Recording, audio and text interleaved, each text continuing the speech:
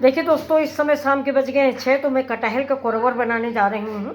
हमारे यूपी में इसको कोरवर ही बोलते हैं। तो ये देखिए कच्चा कटहल है, मैंने इतने छोटे छोटे टुकड़ों में काट लिया है। इसके लिए मैंने देखिए चावल भिगो दिया था 2 घंटे पहले, चने की दाल भिगो दी 2 घंटे पहले। और ये जो प्याज है, ये लहसुन है, ये अदरक है, हरी मिर्चा है, अरे वो सॉरी हरी धनिया, ये हल्दी, नमक, धनिया, गरम मसाला और मिर्च, ये जीरा। अब इन सबको, इस कटहल को, ये देखिए मेरा पानी उधर उबल रहा है, इसमें इस कटहल को मैं बॉईल करूँगी। और इसके बाद ये दाल चावल पीसने के बाद इन्हीं दोनों में इसको डुबो के पकौड़ियाँ बनाऊँगी। इसको मेरी तरफ कोरवर बोलते हैं। ये देखिए मेरा दाल चावल पीस गया है। अब इसमें हम डाल देते हैं हरी धनिया।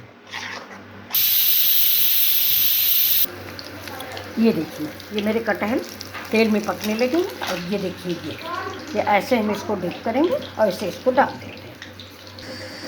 हाँ, कटहल मेरा रेडी हो गया। ये देखिए, और कढ़ाई दिखा दो। ये देखिए कढ़ाई हम बन रहा है, बस